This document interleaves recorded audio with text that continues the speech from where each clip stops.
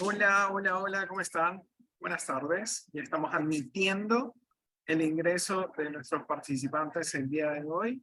Recuerden siempre poner en modo silencio para que la experiencia junto a nuestro invitado del día de hoy pueda ser lo más notable en el momento de que tenga que impartir. Mi nombre es Marcelo Rojas, fundador de Capacítate Ecuador. Somos una organización que impulsa, gestiona y también inspira a través de diferentes iniciativas como esta, charlas a la comunidad, que hemos venido desarrollando hace algunos años y ahora hemos migrado también a la parte digital. Pueden seguirnos a través de nuestras diferentes redes, nos pueden encontrar todas estas en Instagram, en Twitter, en Facebook, en LinkedIn, y esperando que poco a poco se vayan sumando nuestros participantes. Esto también va a quedar grabado en nuestro canal de YouTube para que si te lo perdiste, lo puedas revisar nuevamente, porque esta información es muy importante la que vamos a estar revisando. Estas son parte de nuestras redes, en las cuales ustedes pueden seguir y conocer un poco de nuestras iniciativas en particular. Y hoy tenemos un invitado muy especial, el economista Jorge Calderón, rector del Instituto Tecnológico Argos y también analista económico, en la cual con él vamos a estar aprovechando que estamos arrancando este año, saber un poco sobre las perspectivas a nivel local, cómo nos proyectamos también a nivel internacional y lo más importante, cómo podemos ir sabiendo cosas que de alguna forma nos van a permitir no estar aislados o desconocer temas que nos competen, si es que estamos impulsando algún tipo de negocio, si es el que estamos liderando alguna institución en particular. Recuerden que el conocimiento es poder y nos acerca siempre a la verdad. ¿Cómo estás? Hola Jorge, ¿cómo andamos? Hola Buenas Marcelo, un tardes. gusto saludarte. Buenas tardes. Un placer estar aquí en este espacio de Capacítate, como siempre, dando pautas para la sociedad, para la comunidad desde hace muchísimos años. Realmente admiro todo ese despliegue que haces para darle herramientas a la sociedad para que tome decisiones en temas de liderazgo, en temas económicos, en temas digitales. Yo creo que estos esfuerzos son importantes en aras de que la comunidad en sí tenga el alcance, opiniones, comentarios, se forme su propio criterio y en este sentido sepa tomar decisiones acertadas y a tiempo. Correcto, gracias Jorge. Y qué mejor que con profesionales que han sido parte de todos estos años que nos han estado acompañando. Por ende, hace poco extendí la invitación para que sean parte de una nueva red, pero enfocada a los profesionales que de alguna forma también son parte de este ecosistema académico, empresarial. Son los que también toman decisiones y son los que de alguna forma nos ayudan a empoderar a todo el ciudadano y también a los profesionales. Jorge, de antemano, gracias por ser parte nuevamente de nuestras iniciativas. Te conozco desde hace muchos años y poco a poco, conforme vayan ingresando los participantes, puedes ir realizando tu presentación. Y recuerden que cualquier tipo de pregunta o inquietud que le quieran hacer a Jorge, pueden levantar la manito para activar su micrófono ya al final, o pueden hacerla en la sección de chat. Así que con todo esto, Jorge, el auditorio digital, que poco a poco se está completando, es para material de construcción tuyo. Muchas gracias, Omar. Bueno, les voy a compartir una presentación, unos datos para ir observando. ¿Sí se ve la pantalla? ¿Indican? Correcto, todo bien. Perfecto.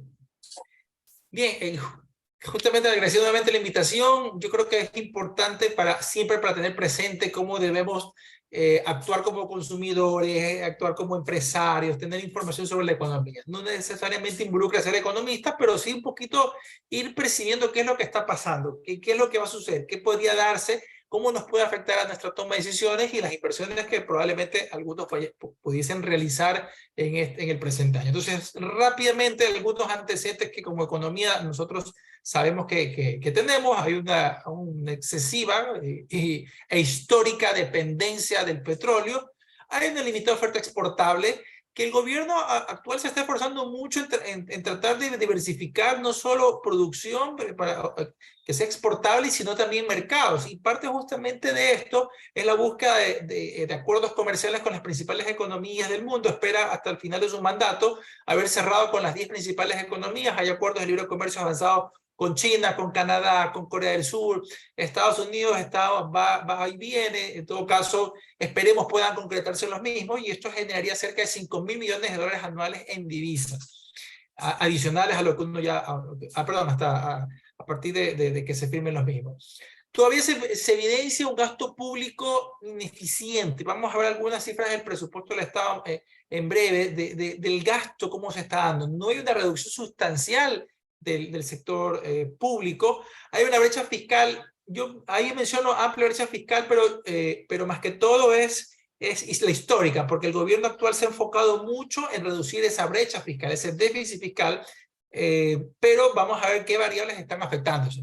Hay una herencia económica pesada, sin duda. Los manejos económicos de gobiernos anteriores le han pesado al gobierno actual para tener esa capacidad de maniobra. Falta de acuerdos políticos, todos lo sabemos. Hay problemas, conspiraciones, llámenla como ustedes quieran, entre los distintos poderes del Estado, un ejecutivo enfrentado con el legislativo, que a veces no pasan todas las leyes que se quisieran, un legislativo enfrentado con el Consejo de Participación Ciudadana, ente encargado del nombramiento de asignación de las autoridades. Vimos cómo el lunes por la tarde-noche la Corte Constitucional destituye a los consejeros del Consejo de Participación Ciudadana, y eso genera una zozobra, genera una situación de preocupación, porque si es el ente que debe designar las autoridades de control, por ejemplo, defensor del pueblo, contralor, entre otras cosas, preocupa, bueno, en cómo va a quedar esa designación, y si se da paso a las designaciones, ¿quiénes van a ser los designados?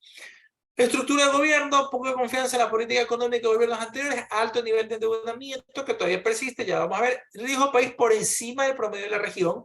Si bien ha bajado en las últimas semanas, todavía sigue estando por encima de los 1.000 puntos.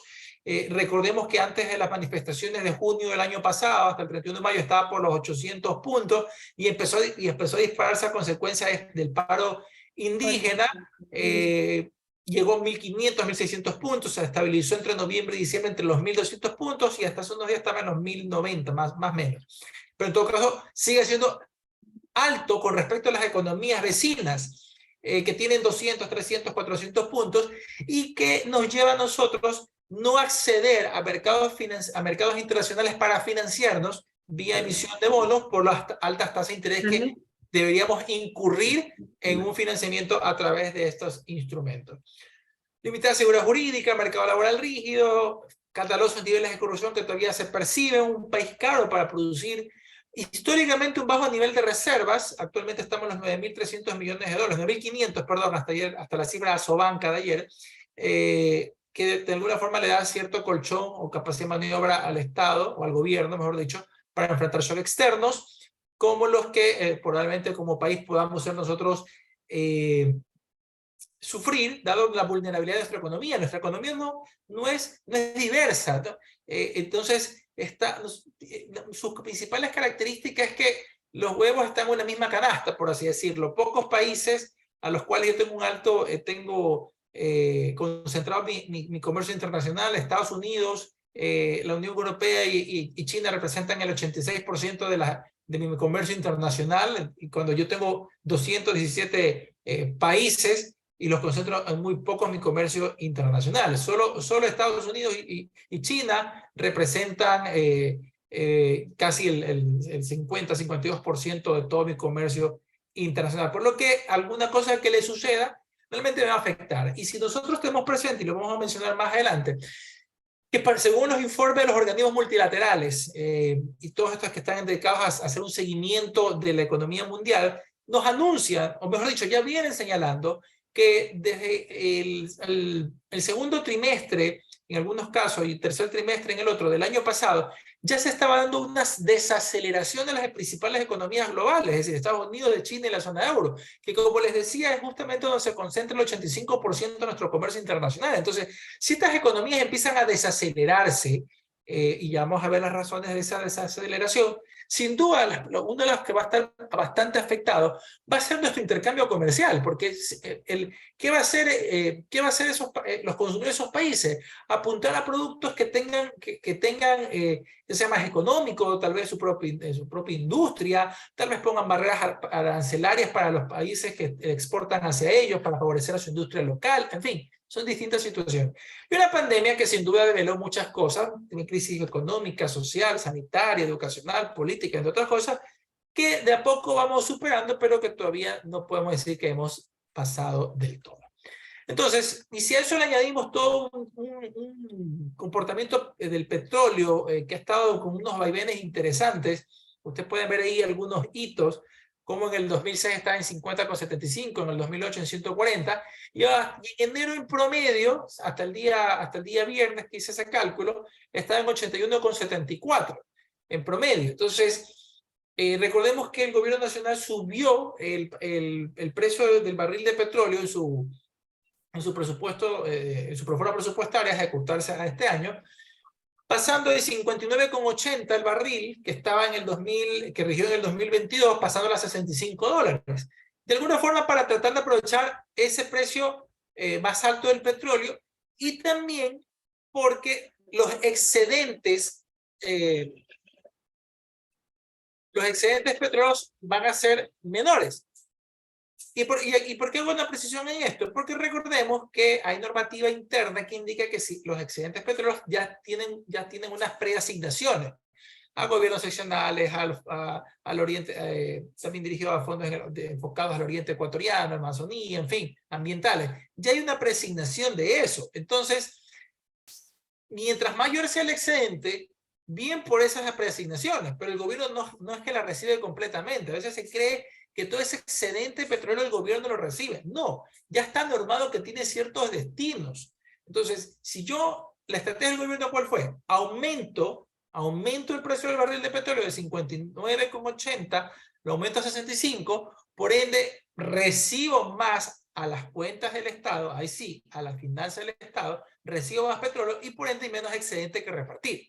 Entonces, de alguna forma el gobierno busca es recuperar o tratar de tener más de ese excedente que podría haberse generado si hubiese mantenido con 59,80 el barril. Entonces, ¿cuál es la coyuntura actual que nosotros tenemos en los actuales momentos y que de alguna forma nos da la pauta para cómo se va a comportar estas variables en el 2023? Entonces, estas cifras, cada cifra está de alguna forma ligada al momento en que se encuentran disponibles. Esta presentación fue elaborada este fin de semana para tratar de tener la mayor actualidad en las cifras o variables que vamos a estar rápidamente explicando. Entonces, a noviembre de este año miren cómo se encuentran las exportaciones totales, en $30,000 millones. A noviembre, es decir, con respecto a los casi 27,000 millones de todo el 2021, es decir, ya superamos con creces aproximadamente en un 15% más de exportaciones totales hasta noviembre de 2022 con respecto a todo lo exportado en 2021. Fantástico, es importante este crecimiento, pero desglosémoslo. ¿Qué sucede? Miremos ahí cuál ha crecido. Sin duda, las exportaciones no petroleras han tenido un comportamiento adecuado todos estos años. Pero ustedes pueden observar aquí que ya empiezan a desacelerarse. Ustedes ven aquí un crecimiento importantes de 10%, 15%. Acá ya estamos hablando de un crecimiento de más o menos 10% aproximadamente. Entonces, pero las exportaciones petroleras, en cambio, están creciendo. Aquí pueden ver lo vulnerable que es nuestra economía. ¿Se acuerdan en 2015, 2016? Todas estas barreras arancelarias que se establecieron para arancelar, en fin, para proteger la dolarización, es porque como se descalabra el crudo y empiezan los problemas de financiamiento del Estado, los retrasos con los proveedores, en fin, toda esa historia que ya conocemos. Acá, el producto de la pandemia también se descalabró el mercado petrolero. Recordemos que incluso estuvo hasta en terreno negativo el petróleo en los primeros, entre marzo a abril, estuvo en terreno negativo el precio del crudo. Y acá hay un incremento de las exportaciones petroleras. Uno puede decir, bien, qué interesante, excelente, estamos aprovechando la coyuntura. Hasta cierto punto estamos aprovechando la coyuntura, porque recordemos que la producción petrolera no está creciendo, ha habido incluso disminución. Y ahí el gobierno sí creo que peca un poco de optimista en buscar unas metas de crecimiento petrolero muy altas. Recordemos que se hablaba de 1 millón de barriles diarios hasta final de su mandato. Ahora se habla de cerca de 540, 550. Actualmente nos encontramos en 415.000 barriles diarios, pero se necesita inversiones. Y para que venga inversión se necesita seguridad jurídica. O por lo menos si el gobierno las brinda, necesitamos que los actores políticos, económicos, sociales tengan una agenda común o criterios mínimos de gobernabilidad para poder garantizar reformas, aspecto que lamentablemente no se ve a pesar de los esfuerzos que el gobierno pueda impulsar. Entonces, tenemos aquí una situación que, ok, no, interesante que estén las exportaciones totales, pero vemos cierta desaceleración.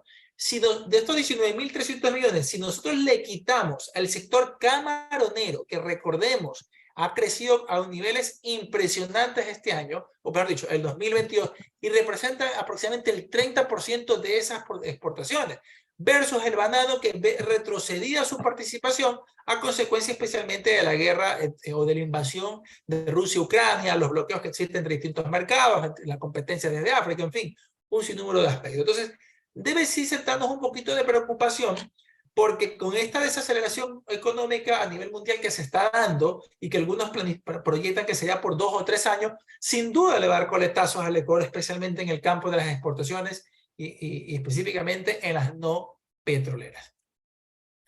Por las exportaciones normalmente siguen el mismo comportamiento. Si la economía está creciendo, y de hecho hay que reconocer eso, la economía está creciendo, está mejorando, porque si tú caes casi 9 puntos por consecuencia de una pandemia, tu comportamiento va a ser necesariamente hacia arriba, ascendente, si hay un efecto de rebote. Que se dio en el 2021 ya la economía empieza a estabilizarse, ya estamos volviendo a niveles prepandémicos en algunas variables. En temas de ventas, casi todas las provincias ya están a niveles prepandémicos, pero necesitas hacer estable ese proceso, necesitas hacerlo sostenido de cara justamente a que puedas garantizar más crecimiento económico, más creación de puestos de trabajo, mayor recaudación tributaria, entre otras cosas. Entonces, vemos como unas importaciones han ido creciendo. Las de color verde, miren cómo crecen las importaciones de combustibles, y eso también hay que tener presente. Si nosotros estamos festejando, entre comillas, estamos exportando más petróleo, miren las importaciones. Las importaciones están en 7.000 millones. Y recordemos que aquí estoy subsidiando combustibles.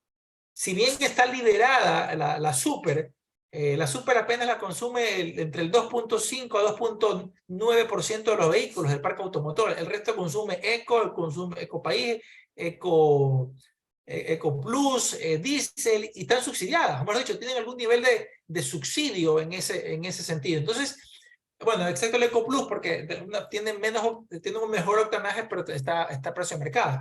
Entonces, ¿cómo podemos decir, bueno, tengo un buen crecimiento de exportaciones petroleras, pero gran parte del recurso se me va a importaciones de combustibles, porque Ecuador no tiene capacidad de refinamiento para poder tener combustibles o producir combustibles aquí? Interesante los bienes de capital, interesante los bienes de consumo que están teniendo, interesante bienes de capital y materias primas, porque todo eso sirve para la producción interna. Sirve para lo que yo importe como materias primas, lo que yo importe como bienes de capital, ayuda muchísimo para la producción interna que nosotros tenemos que generar, sea para el consumo del mercado local como también para las exportaciones. Entonces, probablemente exista una desaceleración si la economía mundial empieza a mostrar signos más de lentitud. Eso también se afecta. Pero mucha atención a las importaciones de combustible, de cómo pasamos de 2.600 millones a 4.900 millones y ahora 7.000 millones de importación de combustibles, lo que trae consigo, sin duda, una balanza comercial que también hay que estar atento. Una balanza comercial, aquí podemos observar que tenemos una balanza comercial petrolera de 3.000 millones, de 1.600, y una no petrolera de 1.500 millones de dólares. Entonces, si bien hay un superávit comercial hasta el momento, cuidado, el mismo se pierde, ¿sí? Cuidado, el mismo se pierde por el incremento del precio del petróleo. Reservas internacionales, al 13 de enero sumaron 9.042 millones, perdón, al 19, aquí no hice un cambio en la presentación, al 19 de enero representan 9.042 millones, ayer que llegó el informe de Asobanca, ya estaban en 9.400, 9.500 millones, si no mal recuerdo. Mucho se habla de por qué no utilizamos las reservas internacionales para meter en la economía, es decir, para inyectar recursos. Es un tema muy delicado y de cierta forma de mucho debate, porque recordemos que las reservas internacionales no son del gobierno como tal, son de todos los ciudadanos. Eso es recurso de la banca, del sistema financiero, de los gobiernos seccionales, de la ciudadanía en sí. Entonces, no es decir, cojo las reservas internacionales, le inyecto en la economía y listo, así dinamizo la misma. Puede sonar bien, políticamente hablando, pero el tema es que no es un recurso que le pertenezca al Estado. Entonces el gobierno se ha preocupado mucho en cuidar estos niveles de reserva, incluso fue parte de los compromisos con el Fondo Monetario de dejar reservas en cerca de 10.000 millones de dólares. Al final del cierre se ha llegado a casi 9.400, bastante bien, pero miren los niveles de reserva en años atrás. ¿Qué pasaba si en estos años la gente, ante cualquier situación de pánico financiero, lo que fuera, quería retirar sus recursos? No había plata para retirar sus recursos porque el gobierno lo había metido para endeudarse, para hacer obra pública de carácter político antes que productivo. Entonces, no hubiese sido posible. Yo creo que el gobierno ha actuado responsable en ese sentido en mantener un nivel de reserva y sin duda genera debate y malestar. No voy a negar esa situación de que hay personas que dicen, bueno, ¿por qué no utilizamos estos recursos? Pero recordemos que no son recursos que les pertenezcan al gobierno central y recursos del sistema financiero, de los ciudadanos, de los gobiernos seccionales, entre otras cosas. Inversión extranjera, yo creo que por aquí hay mucho que podría desarrollarse. No estamos a los niveles que quisiéramos realmente. El Ecuador es uno de los 6 países que reciben menor inversión extranjera en América Latina. Nos disputamos los últimos lugares con Nicaragua, con Cuba, con Paraguay, con Haití, con Bolivia. Nos disputamos esos últimos lugares. Y preocupa, sin duda, preocupa, porque eso es algo que se necesita por botones para generar crecimiento económico, para generar plazas de trabajo, para generar todo un mecanismo que dinamice la economía ecuatoriana. Al tercer trimestre, apenas 865 millones de dólares, que podría estar llegando a unos 1.050, 1.100 millones de dólares hasta diciembre del 2022. Esas cifras recién las conoceremos por marzo, por abril, cuando ya se hagan todos los cruces previsionales de las cuentas y saber a ciencia cierta, pero seguimos recibiendo poco. Un sector al cual debemos darle el dinamismo y que ya se está anunciando que nuevamente se va a repotenciar el sector minero, que parece lo mejor, pero un manejo de minero responsable, ambientalmente responsable, hay que reconocer. Ya no podemos seguir solapando, ni que existan movimientos sociales o políticos que sigan solapando la minería ilegal, la minería informal. Ese tipo de minería es la verdaderamente contaminante, esa es la que destruye el ambiente. Yo no digo con esto que la otra minería no genere un impacto ambiental, pero justamente está desarrollada con otros tipos de criterios, con certificaciones, con adecuadas inversiones, planes remediales, entre otras cosas, que buscan ver justamente el menor impacto posible a la naturaleza. Pero tenemos que aprovechar ese recurso. Ese recurso, si se explotase los más de 10 proyectos mineros existentes, eso podría generar cerca de 50, 55 mil millones de dólares adicionales en divisas para los próximos 10 años, si se explotan adecuadamente. Pero muchos de ellos están parados porque se ha derogado los decretos de expansión de frontera minera, se deja que ciertas poblaciones determinen o no inversiones o que se hagan este tipo de inversiones en sus territorios. En todo caso, yo creo que hay que avanzar de forma respetuosa con el ambiente, pero no dejar de perder este recurso y obviamente que el mismo sea adecuadamente manejado, sin duda. Remesas, estamos recibiendo hasta el primer semestre 2.265 millones. Se espera que el 2022 cierre en 4.500 millones. Todavía seguimos en los cruces de los datos, de las cuentas. En el 2021 se recibieron 4.360 millones. Miren que a pesar de la pandemia, las remesas crecieron impresionantemente y es porque el migrante no dejó de enviar sus recursos, quiso seguir apoyando. Y uno puede decir, bueno, pero no había problemas de trabajo, no había pérdida de puestos de empleo. Sí, por supuesto, pero el migrante legal migrante legal, recordemos que recibía ayuda de los gobiernos, que fue la mayor parte de la estrategia de muchos de los países de Estados Unidos, de la zona euro.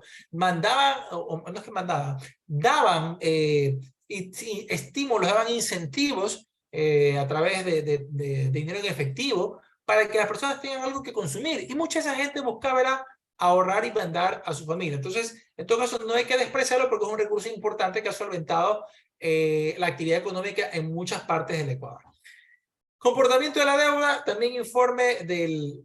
Este franco está mal, no es a marzo, es a octubre, perdón, no la retiré, no la cambié. A octubre, según el Ministerio de Finanzas, estamos 45.000 millones de deuda externa, 14.000 de deuda interna, otros pasivos, nos da 60.000 millones, que es relación al PIB, que está en unos 117.000 aproximadamente el 2022, 53% de deuda, de relación deuda-PIB. Riesgo país hasta el 19 de enero está en 1.069 puntos. Yo creo que eso es importante estarlo viendo, no baja sustancialmente, ya les destacaba, hay problemas por toda esta situación, no económica necesariamente, porque las variables a criterio de los organismos multilaterales o que llevan estos seguimientos están bastante bien. El tema es más de conflicto político, de falta de acuerdos entre los actores institucionales que no permiten que el riesgo país se reduzca. Una inflación que cerró el año pasado a 3.74, de la segunda más baja de América Latina, se proyecta que este año sea la más baja, en 2.65 aproximadamente.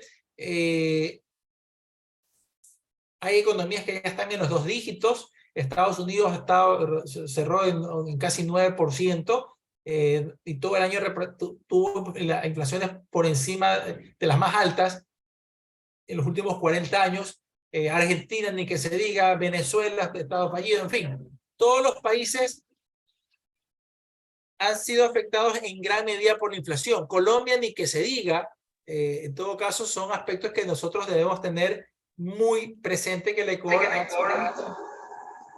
ha sabido tener controlada la inflación. Pero a consecuencia, en gran parte, que fue la estrategia global que le han seguido los bancos centrales, a consecuencia de subir las tasas de interés. Entonces, eso sí ha afectado, en cambio, muchísimo al crédito. Aquellos que tienen deudas podrán ver créditos, aquellos que tengan deudas hipotecarias, de consumo por algún crédito que pidieron, lo que fuere, están viendo cómo sus cuotas están aumentando. Yo me llevé la sorpresa hace 2 días cuando me llega la notificación del banco del reajuste de mi crédito hipotecario, y de un mes a otro voy a pagar $97 más, de un mes a otro, imagínense. Es decir, realmente sí, eso está impactando sin duda a toda la familia o a las personas que tienen algún tipo de crédito en el sistema financiero. Recaudación tributaria, este dato es importante tener presente. Miren cómo al 2022, ya cerrado a diciembre, tenemos en renta 5.336 millones, en IVA interno 5.700, y importaciones. Ustedes pueden ver ahí la evolución de cada impuesto, de los principales, ¿no? Hay varios, ¿no? Ya más adelante podremos mostrar una tabla general, pero estos son algunos de los principales impuestos. En todo caso, el Ecuador el año pasado cerró con un crecimiento del 22%. Pueden ver aquí, 17.000 millones de dólares en recaudación tributaria. Claro está que hay cerca de unos 700 millones de dólares por concepto de estas contribuciones temporales que se aprobaron en la reforma tributaria de noviembre de 2021 y que se empezaron a ejecutar en 2022. No, pero es un 22% de crecimiento, muy importante sin duda. Pero si nosotros lo podemos comparar con el crecimiento de la economía ecuatoriana, que apenas sería del 3.8% según los cálculos proyectados del 2022, sí deja como que cierto sinsabor de que los impuestos crezcan más que la economía. En todo caso, yo creo que deberíamos apuntar a mejorar los sistemas de recaudación para que haya mayor formalidad de los negocios, y esperemos que el gobierno en los 2 años y medio 2 años, 4 meses que le quedan, realice una reforma tributaria en la línea de reducir tributos, que yo creo que eso podría dinamizar más la economía. Y los ejemplos saltan a la vista, dos casos muy puntuales. El impuesto de salida de divisas, que bajó a lo largo del 2022 del 5 al 4%, generó más ingresos, generó 1.200 millones de dólares. Ustedes pueden observar aquí que los registrados en 2021, si se dan cuenta, aquí con una tasa más baja, recauda más que en 2021. Y es que eso justamente se apunta, que la reducción de impuestos no genere mayor recaudación porque la tasa impositiva es más alta, sino porque hay más gente demandando, usando, consumiendo, etcétera, o usando ese impuesto. Lo que pasó, y el segundo ejemplo, lo que pasó con el IVA.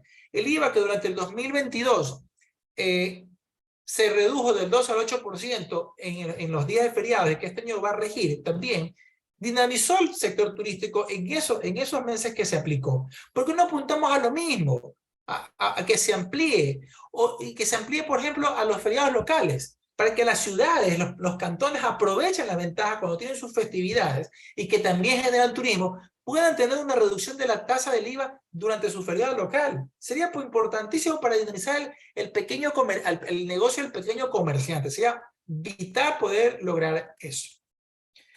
Empleo, todavía la deuda sigue ahí muy importante. El gobierno anuncia que ha generado 446.000 puestos de trabajo o ha creado esa cantidad de empleos de inicio del mandato, y me parece importante, provechoso, y lo destacamos con Marcelo antes de la presentación, pero todavía falta recuperar el terreno perdido. Recordemos que se perdieron más de 500.000 puestos de trabajo en pandemia. Todavía falta recuperar eso. ¿Qué se necesita? Reformas. Una reforma que apunte a generar una flexibilidad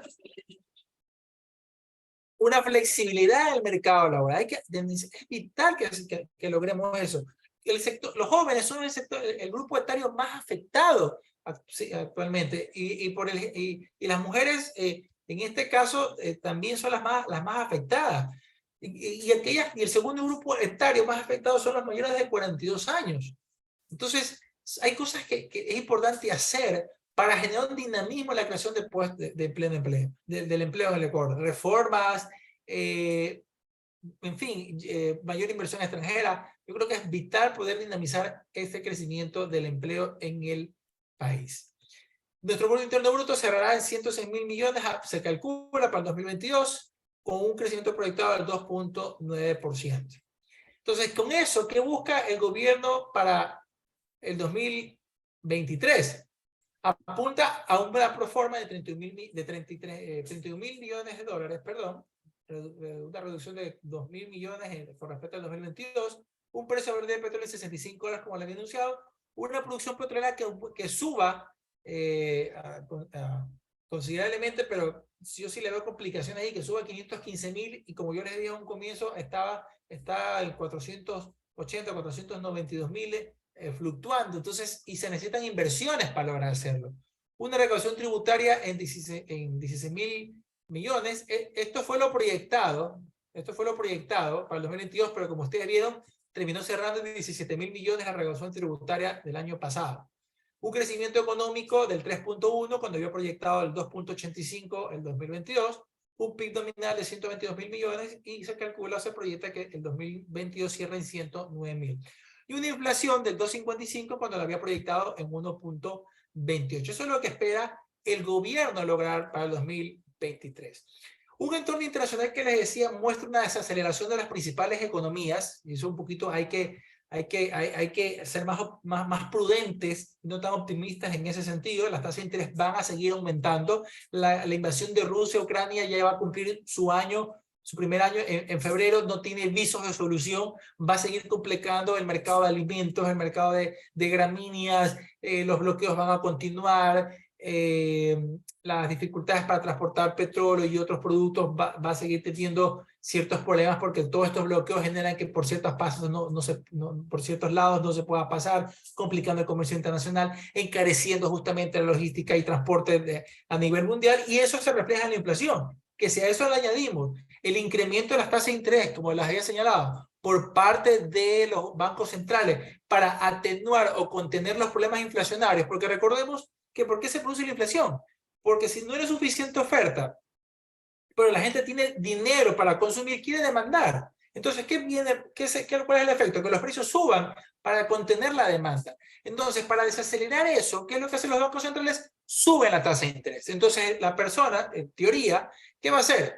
Prefiero ahorrar porque me pagan más por tenerlo guardado que consumirlo. Pero encarece, por otro lado, el crédito, tanto de consumo como productivo, porque la tasa de interés es mucho más alta y provoca un frenazo en la economía global, y eso es lo que se está avisorando para el próximo año. Retos para la economía ecuatoriana: buscar estabilidad en las cuentas fiscales. Todavía va a seguir el gobierno contra el déficit fiscal. Deberían generarse más estímulos para impulsar la economía, especialmente hogar y sector productivo. Las reformas que son importantes, la laboral que ya hemos hablado, seguridad social. Me parece interesante que que el gobierno esté queriendo tomar el toro por los cuernos con este delicadísimo tema. Financiera, deberemos apuntar a una internacionalización del sistema financiero de cara justamente a poder que vengan más capitales y ayuda a bajar las tasas de interés, de competitividad, entre otras cosas. Atender el cada vez más creciente gasto social que el gobierno está impulsando. Se ha visto de una forma técnica o política igual, y un gasto social incrementándose de manera importante. Claro está que también vino con ciertas prerrogativas del Fondo Monetario, porque parte del acuerdo era incrementar esa ayuda social.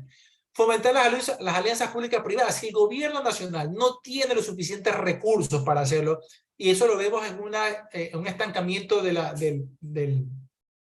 PAI, del Plan Anual de Inversiones, en 1.875 millones de dólares, que es decir, 20 millones más con respecto al año pasado. Es poco, pero si yo lo voy a estancar para controlar el déficit fiscal, como yo les había hablado, porque esa es la parte de la variable de ajuste del presupuesto, para tener menos déficit fiscal, no va a ser inversión pública, o va a ser muy poco. Pero en todo caso, fomentemos la inversión a través de alianzas público-privadas para compensar eso, y al final sí se genere la obra pública que necesito, sea la nueva o sea incluso la que tengo que mantener, porque sin duda, bien o mal, la obra pública que ya existe, ¿sí? Que se haya generado técnica o políticamente, tengo que darle mantenimiento, si no simplemente tener elefantes blancos que se pierdan o se estén deteriorando. Cumplir con los compromisos con los organismos multilaterales. El gobierno ha anunciado que no va a requerir más financiamiento con el Fondo Monetario, está buscando otras alternativas, esperemos si le puedan brindar en ese sentido. Mejorar la percepción del país hacia los inversionistas extranjeros, y no tanto por los esfuerzos del gobierno, sino porque todos los actores políticos realmente lleguen a consenso, que es lo que se necesita. Condiciones para la internacionalización del sistema financiero, como me he hablado, para ayudar a bajar las tasas de interés. Ampliar las fuentes de ingresos del país sin que conlleve más aumento de cargas fiscales sobre las familias y las empresas. Y sin duda, importantísimo, más allá de todo lo económico, porque si les guste o no, la economía y la política son hermanos siameses que no se quieren reconocer. Generar estabilidad política. Nadie gana con un gobierno que caiga, nadie gana aquí. Estar de tumbo en tumbo, estar con amenazas, tampoco digo que los poderes actúen obsecuentemente, pero sí hay que generar estabilidad y una agenda mínima de gobernabilidad. Ciertas recomendaciones en el corto plazo, aunque ya les hemos mencionado algunas: revisar en qué se gastan los impuestos, reducir el tamaño del Estado, ampliar la base de contribuyentes, disminuir o eliminar impuestos, tasas, contribuciones. Son uno de los países de América Latina con mayor presión fiscal, no es nada atractivo en términos tributarios para que venga la inversión. Revisión de la deuda externa para buscar mejorar las condiciones de contratación de las mismas. Plan de austeridad fiscal, reforma laboral, focalizar subsidios. Es una tarea pendiente que tiene el Ejecutivo por lograr parte de los acuerdos de paz o de diálogo que se dieron, o de imposición, diría yo, por parte de los movimientos sociales el año pasado. Transparentar muchísimo, todavía le falta eso, la contratación pública. Eso es necesario para garantizar justamente transparencia, no solo transparencia, nos libremos de corrupción, mejore el atractivo del país para la inversión extranjera. Y obviamente no solo es de corto plazo, también hay cosas de largo plazo: ampliar ofertas exportables, buscar mercados, traer inversión extranjera, impulsar un mercado de valores que se necesita para que de alguna forma se generen otro tipo de recursos para las empresas. Internacionalizar el sistema financiero, zonas libres de comercio en distintos puntos del país para que estos compitan. Si bien la ley ya lo permite de cierta forma, ciertas zonas especiales, yo creo que toda esa confianza externa que como país no estamos generando todavía suficiente, hace que esto no sea totalmente bien aprovechado. Apuntar a una despetrolización de la economía. No esperemos a que el petróleo se nos acabe en 20, 25 años, que están calculados en nuestras reservas, para decir, bueno, ¿y ahora qué hacemos? O nos ponemos a discutir y pensar en los subsidios. Pero ¿qué pasa? ¿Qué está pasando en el mundo? Las principales economías están apuntando a una descarbonización de sus sistemas productivos. Están apuntando a que se disminuya el consumo, la compra o el consumo de vehículos que utilizan combustibles fósiles. ¿Y qué pasa si la Unión Europea, que es la más tajante en estos temas ambientales, decide establecer que a partir del 2025 solo ingresan productos que estén certificados en que no utilizan combustibles fósiles en su proceso productivo? ¿Qué nos hacemos ahí? Y nosotros nos estamos perdiendo acá si el subsidio le damos a tal persona, le damos a tal persona, y el mundo está avanzando hacia otras cosas. Entonces yo creo que son también costos de oportunidades que hay que tener muy presentes en la economía cotidiana de cara a poder optimizar los limitados recursos con los que cuenta nuestro país. Aumentar las reservas internacionales, establecer una ruta económica sin duda para establecer nuestra economía. Entonces, es un poquito de corolario para no aburrirlos tanto. Les quería compartir y encantado si tienen alguna inquietud, pregunta, de poder responderla. No, genial, Jorge. Gracias por este masterclass, como yo le llamaría, para lo que de alguna forma no estamos pendientes de la información económica. Y como lo citaba al principio, es muy importante tenerlo mapeado si es que estamos pensando en invertir, en generar, en construir. Así que cualquier tipo de pregunta la pueden hacer en este momento. Pueden levantar la manito a nuestro experto invitado, Jorge Calderón, rector del Instituto Tecnológico Argos y también analista económico. La pueden hacer en la sección de chat, ¿no? Para las personas que están y entendieron mucho de esta presentación de Jorge, la pueden indagar. Y eso es verdad, Jorge, conversábamos al principio sobre esta percepción que a la final es la que permite también tener esta regularidad o esta inestabilidad, bien dicho, ¿no? Antes de que puedan hacer alguna preguntita, puedan escribirle a nuestro invitado. Jorge, yo te pregunto un poco, porque siempre te rodeas de otros economistas extranjeros también. ¿Cuál es la percepción un poco de hacia afuera acá en nuestro país?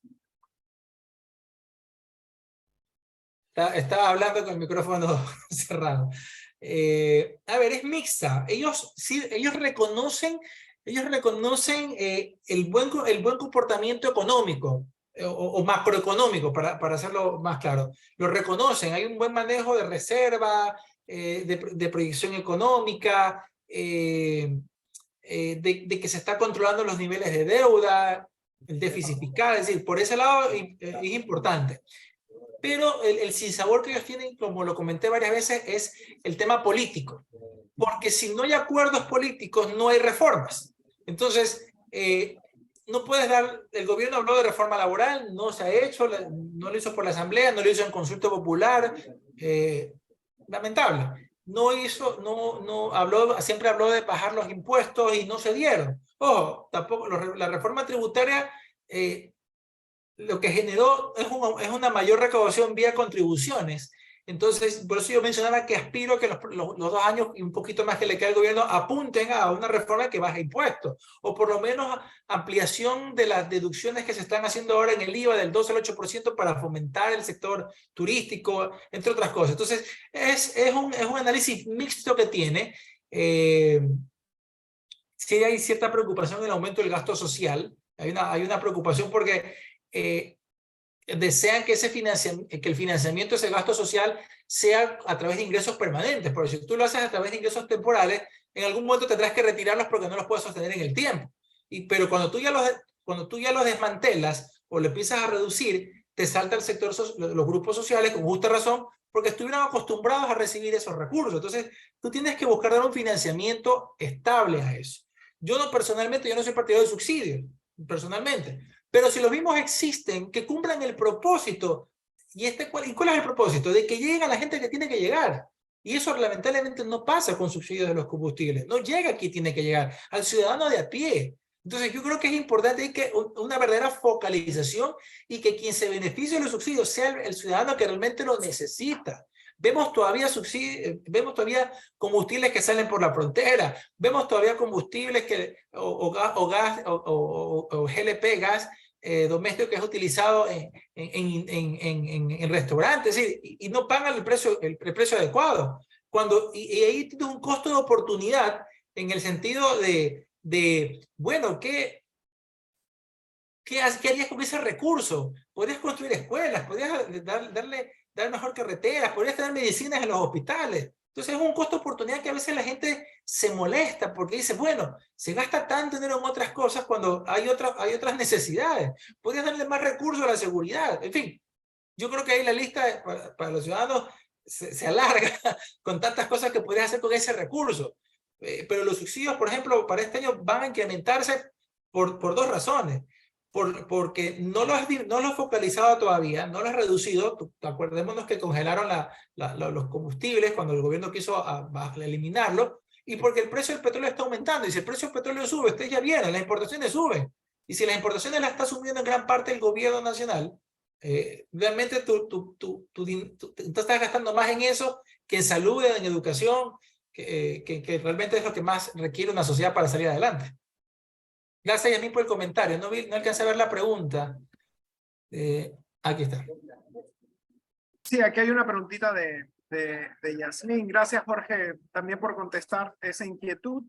Y acá Yasmín pone, gracias, Jorge y Marcelo, por esta clase magistral. Y te pregunta, ¿cuáles consideras son las opciones de inversión que podemos hacer los ciudadanos ecuatorianos con presupuestos de 10K, de 10.000, ¿no? Y ahí tenemos otra preguntita de Sonia Vélez. Saludos, Sonia, una gran colega también economista de Jorge. A ver, muy interesante, Yasmín. Y la diferencia de los 10.000 porque normalmente es el capital que un emprendedor busca colocar. Si bien el panorama puede estar algo complicado, yo creo que todavía hay espacio para la inversión. ¿Qué puede hacerse? Apuntemos a negocios digitales, a negocios que vayan en la línea de ambiental, de salud. Yo creo que esos son dos líneas, dos tendencias que están incrementándose de manera importante y que hay mucho por descubrir. El tema digital también tiene varias vertientes: el desarrollo de aplicaciones, como innovaciones sin duda, o aspectos ligados a metaverso. Yo estoy estudiando mucho sobre metaverso, y el metaverso es una economía que está creciendo de manera importante. Ojo, no estoy hablando de criptomonedas, por si acaso, aunque es parte del recurso que utilizan ahí, pero el metaverso es toda una nueva economía que se está desarrollando y que necesita recursos, necesita diseñadores, necesita arquitectos, necesita e-commerce, abogados, especialistas, en fin. Yo creo que ahí es importante que uno vaya observando en ese sentido. Mi recomendación sería alinear a lo que es tecnologías, ambiente, salud. Esas principales líneas son las que podríamos estar pensando en desarrollar. Si quieres algo de lo que ya existe actualmente, sin duda la capacidad de innovación que podamos darle a eso ayudaría muchísimo a tener algo distinto a lo que uno realmente podría tener o generar de recursos. Gracias. Acá comentaba Sonia, el incremento de la carga fiscal para los empleados en relación de dependencia generará un impacto reduciendo el gasto. Es una opinión, ¿verdad, Sonia? ¿Cómo estás? Buenas noches.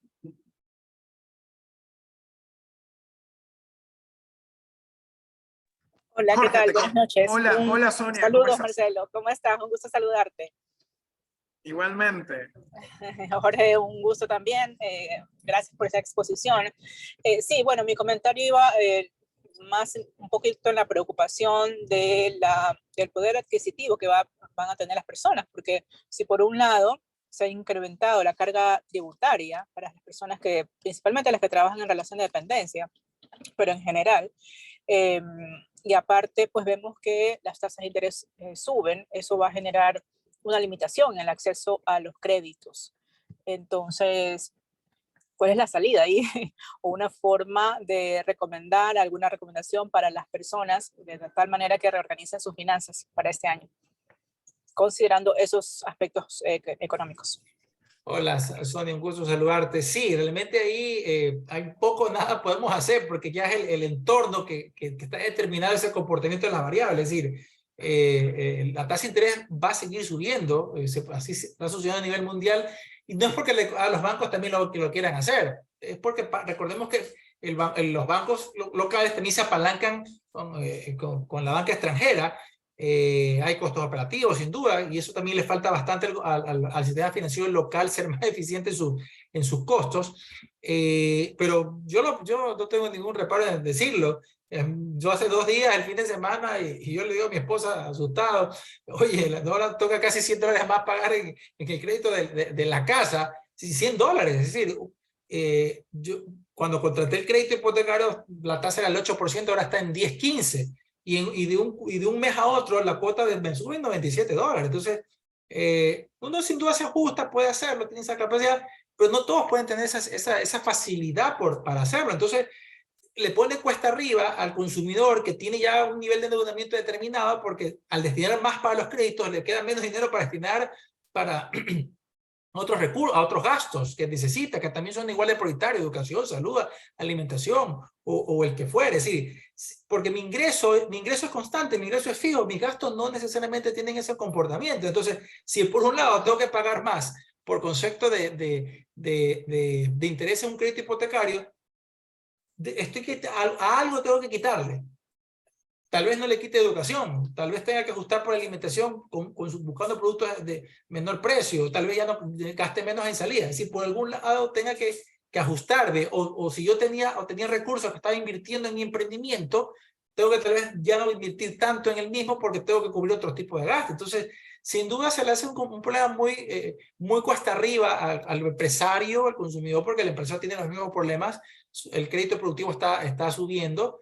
Incluso los últimos ajustes en las tablas intersectoriales de interés, el crédito productivo fue lo que subió. Entonces, poca capacidad de maniobra realmente tenemos porque el entorno no está siendo tan favorable en ese sentido. Gracias, Jorge, por la respuesta. Gracias. Saludarte nuevamente, Sonia. Gracias por tu aporte también con la preguntita.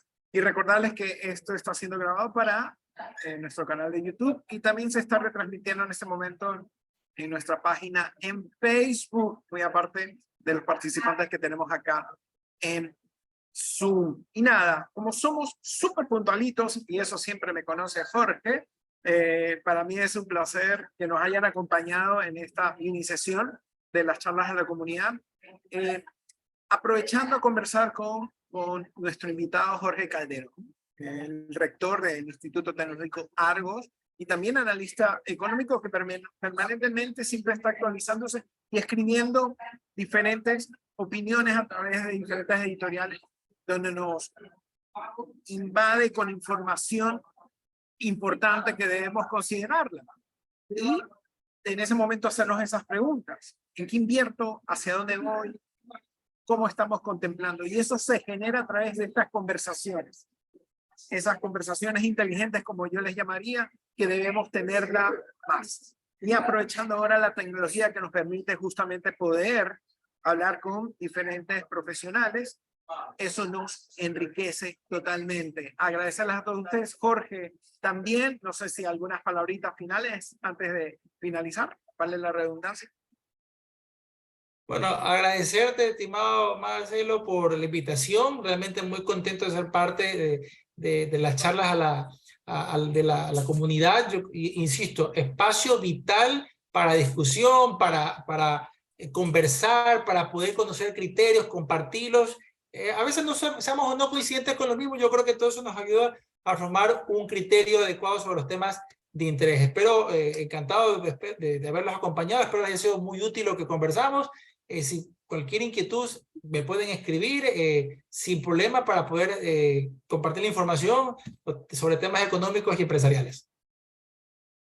Gracias, Jorge, y gracias a todos los participantes. Recuerden que estamos construyendo también una red de gestores educativos. Por ahí les habrá llegado algún correo, algún mensaje por WhatsApp de algo que estamos construyendo, porque los profesionales de la educación, los profesionales que dedican su tiempo también a compartir su conocimiento a la ciudadanía, a los emprendedores, también son actores importantes dentro de los cambios que se generen en la ciudad, y eso es lo que estamos haciendo a través de esta gran red de gestores educativos que poco a poco vamos a hacer o vamos a construirla para después hacer un meeting o un encuentro entre todos aquí en Guayaquil y en algún momento hacerlo en alguna otra ciudad del país, ya que los gestores educativos no solo están en Guayaquil, también están en Cuenca, en Machala, en Manta, en diferentes ciudades importantes del Ecuador, y en algún momento poderlo hacer también a nivel internacional. Un abrazo a todos, mi nombre es Marcelo Rojas, gracias por su atención. Jorge, como siempre, te luciste, y después yo les voy a compartir el enlace de este webinar del canal de YouTube y a tus correitos también. Un abrazo. Chao. Esté muy bien. Gracias.